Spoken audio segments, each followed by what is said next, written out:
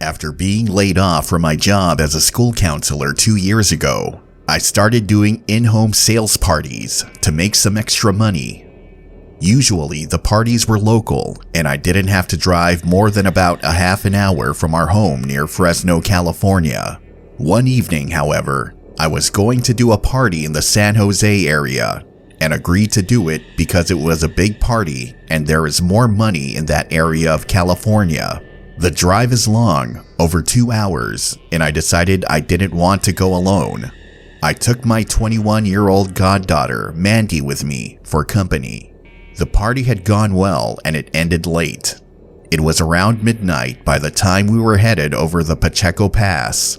The Pacheco Pass is a stretch of the 152 freeway between Gilroy and Los Banos.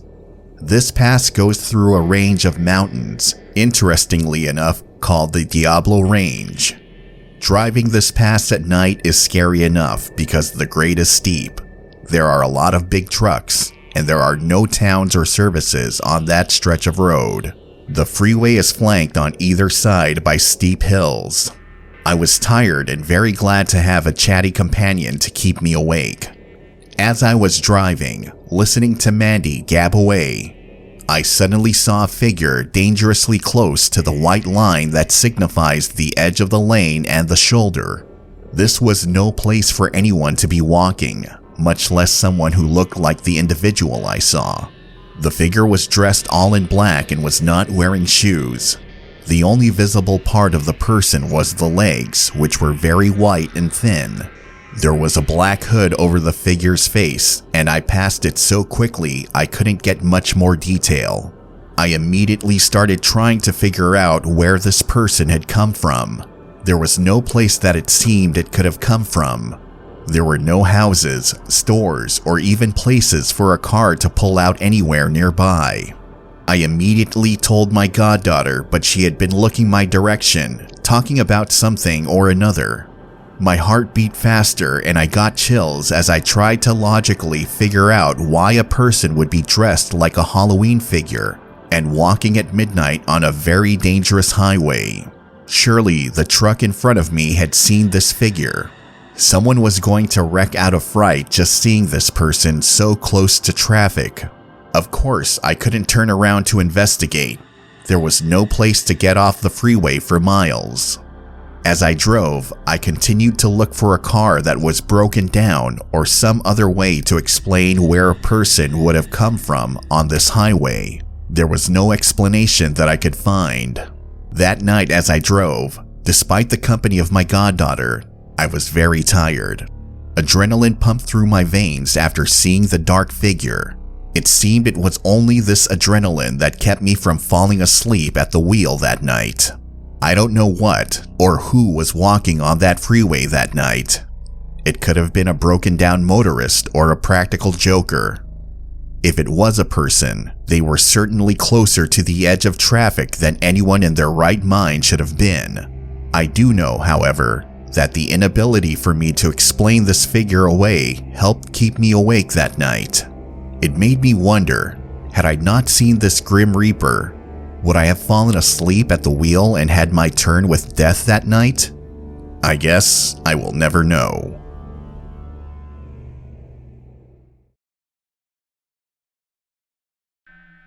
A few years ago, while driving my usual route home from work, I had a what-if moment when I reached the exit ramp. It's a circular ramp, which is common in Michigan.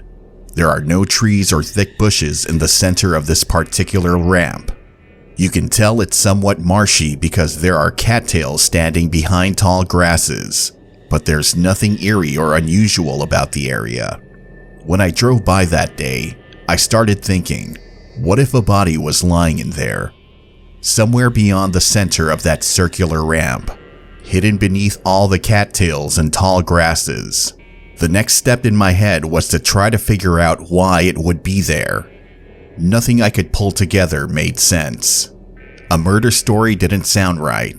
No murderer would dump a body there. It's too public, too open. I never even considered any sort of accident story. It's a freeway after all. If there'd been an accident, someone would notice. It was a bad idea for a plotline, pure and simple. There was no story to be found there, so I put it out of my mind, forgetting all about it by the time I got home. But I had the same thought when I drove past that same spot the next day. And then the day after that. This happened time and time again. Day after day, I drove by with the same thought striking me. All I had to do was drive onto that ramp and it was like someone flipped a switch to put the idea into my head again. After several months of this, I was driving home as usual one day and started to anticipate exiting when I saw flashing lights.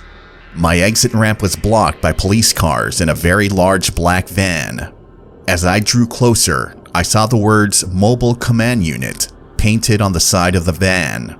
I hadn't reached the exit yet, so my idea switch hadn't triggered. My first thought was that maybe there had been an escape from the small prison up the road. But my first thought was very wrong. Yes, you've guessed it. Somebody has found a body. I learned on the news that day that a worker cutting down some of those tall grasses and cattails found skeletal remains right where I'd imagine a body might be hidden. Eventually, the news reported they'd been the remains of a man who'd gone missing the previous winter. He'd abandoned his broken down car on the freeway during a snowstorm. How he ended up in that particular spot remains a mystery, but when he reached it, he collapsed. It wasn't long before he became covered by snow. As winter turned to spring, the snow melted but the cattails continued to shield him. Then summer and well, eventually the worker found him. Had his ghost been shouting at me all those days, desperate to get discovered so he could finally be put to rest? Was I the only one who heard without knowing how to listen? And if so, why me? I have never been sensitive to ghostly presences. Sometimes I think I don't sense ghosts because I was introduced to their existence from the womb. I was conceived and raised in a haunted house. Other times, I think my active imagination holds the key, and I just need to figure out the difference between true imagination and ghostly whispers planting thoughts in my head. With all that said, I wish I could hear ghosts, at least when they need for me to. I feel terrible about ignoring that poor ghost when he had been trying so hard to get me to hear him. By the way, that particular idea switch never did turn on again after that day with the police cars and mobile command unit. Now the exit ramp is just another exit ramp.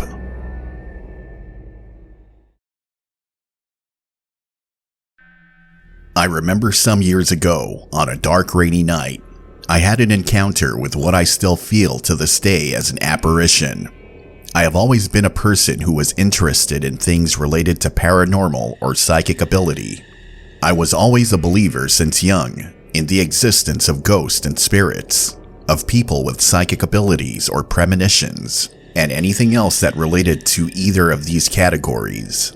And on that rainy night, it would just confirm to me even further that apparitions are real.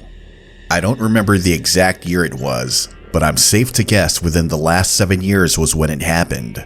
I was living in Charlotte, North Carolina at the time, and I had heard about this one area in Concord, North Carolina called Miami Church Road. For those that are familiar with the Charlotte and Concord areas, or more so, near Highway 24 and 27, and where Highway 601 are located that are interested, it was in this area that I had my experience. Prior to the rainy night, I had taken drives out of curiosity to this location, mostly at night, but a few day drives as well. In the area are a few homes with huge lawns, more like homes that may also serve as farms. On the same road is one lonely tombstone with the faded etched word "fur" on it. Again, I was always fascinated with the supernatural and paranormal, so taking the drive was sort of fun to me. I didn't get much of an occurrence though, save for one night that I had driven with a night vision scope I bought just for such occasions, and I aimed it at the tombstone. It was weird that the tombstone had an eerie glow about it, faint but present. I could also see some weird markings on the stone itself, but I passed it up for potential glare of the scope or other things I couldn't probably explain. With curiosity still on my side, it was on a rainy night after my above experience that I decided to take the drive again, as I wasn't doing anything and was bored.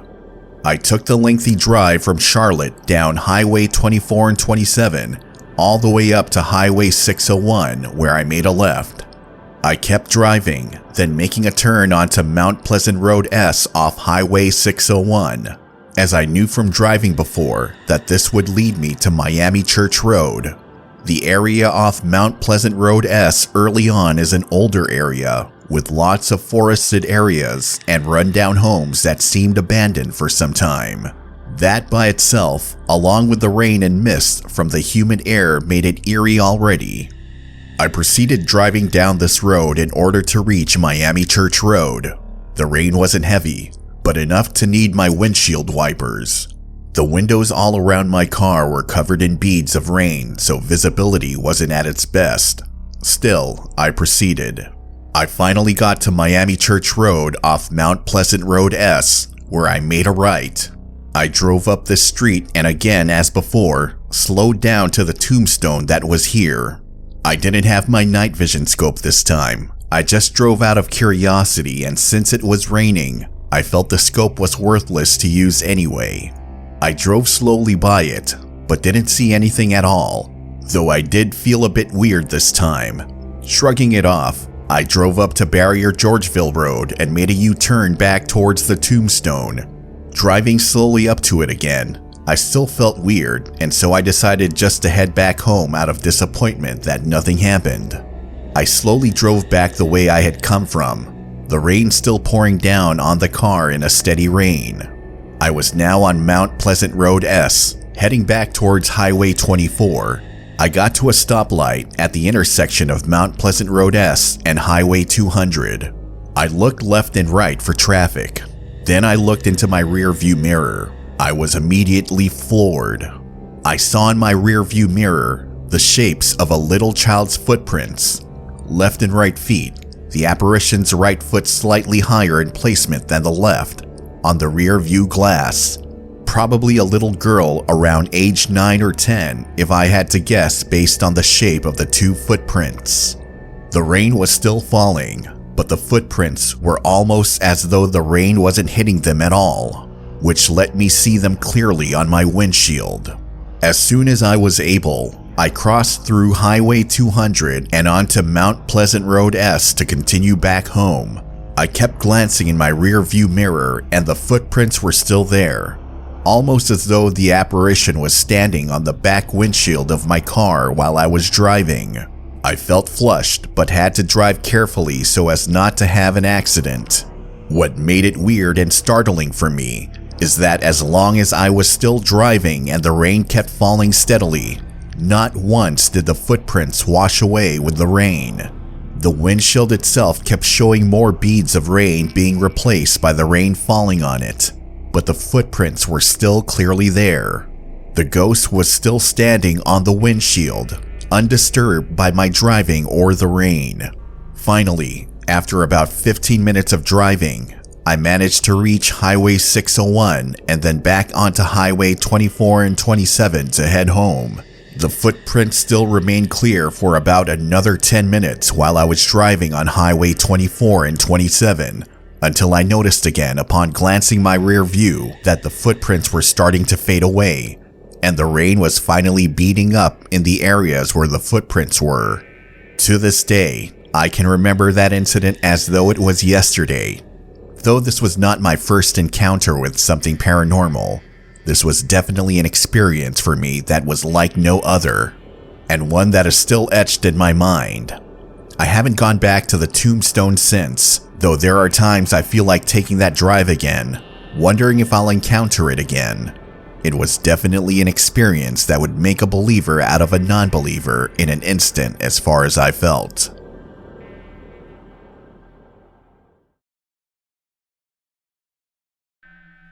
I grew up in Illinois, and I experienced many paranormal things there.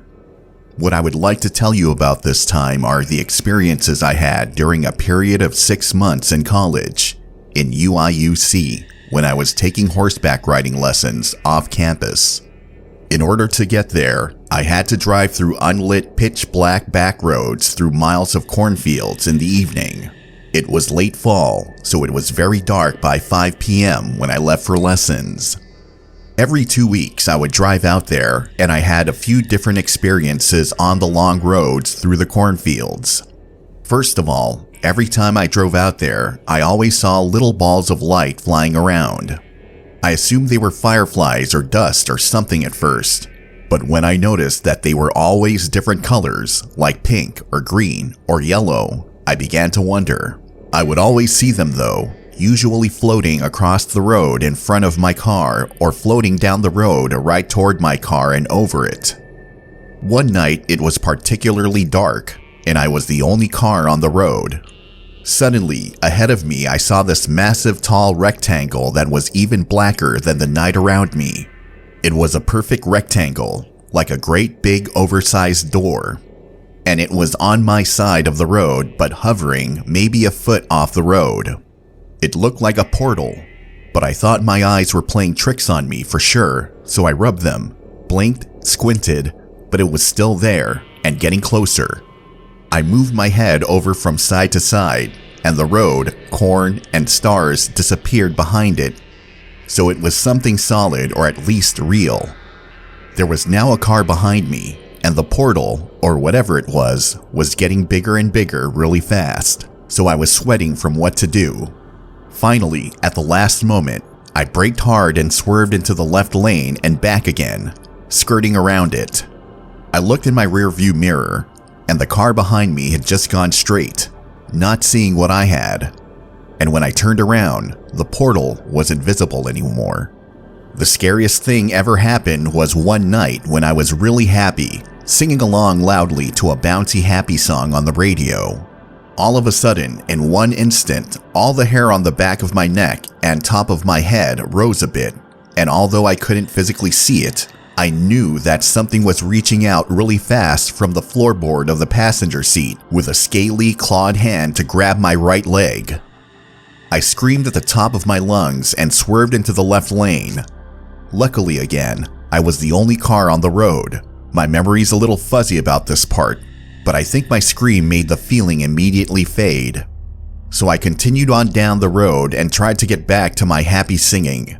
But a few moments later, it happened again, and it was reaching even faster as if it were trying to reach me before I could scream. But I screamed really loud, screeched to a halt, wrestled my seatbelt off, and threw myself out of the car. It was dead silent outside, with the corn blowing in the wind a bit.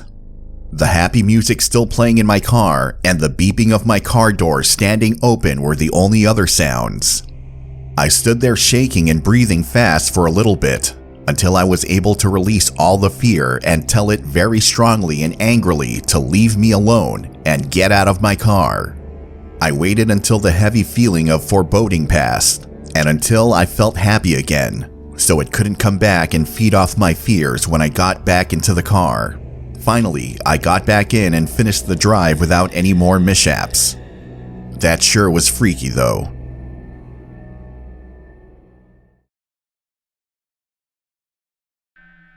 This happened around May 2016 when I was dating my now wife. She and I had just finished our dinner/movie date, and I had just dropped her off at her house. At the time, one of my sisters was still very young and would use a car seat, and it was still buckled in behind my driver's seat because I forgot to take it out. This is important context. There was always two ways back home for me. I could have taken a road that cut straight through the town she lived in and ends up taking me very close to home, but this way took about 30 minutes longer than going on the highway. So I decided this time to take the highway home as it was around 11:30 p.m. I had a very small Toyota Celica coupe, which if anyone knows has very little legroom in the back, and the seats are not too sturdy, so you would be able to feel anyone's leg movements if they sat behind you. I made my way onto the highway with some music playing, and there was almost no one on the road. As I was approaching the first exit off the highway, I suddenly felt two very small feet pushing against the back of my driver's seat. I know it felt like small feet kicking my chair because, as I mentioned before, my little sister would often ride in her car seat behind me. As I felt the kicks, I started getting very bad goosebumps, and I remembered my little sister's car seat was still behind me. I was very freaked out and did not want to look at the rear view mirror because I thought I would see something scary. This went on for about 1 minute tops, but it felt like an eternity. I finally came to my senses and got the courage to look behind me through the rear view mirror. Nothing was there. I tried to not think about it the rest of the ride home and even sped up a little. When I arrived home, I went to check the back of my seat, and there was 2 small imprints on the back of my seat. Strangely, they did not resemble shoes or feet, rather just indentations. I was super freaked, so I threw out my sister's car seat and bought a new one. The car seat was not used or passed down. It was one we bought a while back, completely new from the store. I proceeded to text my wife about what happened, and she got completely freaked out. She hates anything paranormal or strange. I had not mentioned it to anyone for a couple of days because I was still so freaked out and in disbelief. A few days passed, and I decided to tell my mother what had happened. We are a Spanish family, and my mom's side is big on the paranormal and have had their own crazy experiences. After I told my mother what happened, she looked at me with a weird look and said maybe it was some sort of sign. She then tells me that she also had a weird dream involving a baby. My mother says that in her dream, she was watching TV in her room, and that a small child with light brown, almost blonde hair came running into her room and was trying to climb her king bed to lay and watch TV with her. She said the child felt very familiar, and she even helped it up onto the bed with her because she was afraid it would fall off.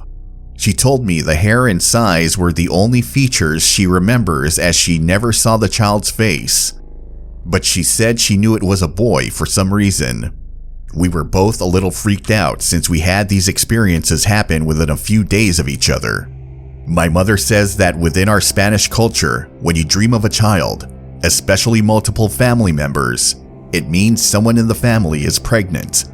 I did not completely believe this, but my mother said it happened before within my family, in which one of my aunts dreamed of a baby girl multiple times, and a few days later, one of my family members announced she was pregnant, and a few months later announced it was a girl, just as my aunt had dreamed. I told my wife about this again, and she freaked out and said maybe it's true and that someone in my family was pregnant. We brushed it off and did not think about it for some time. This all relates to the baby feet kicking at my car seat, and you will see why in the next few sentences.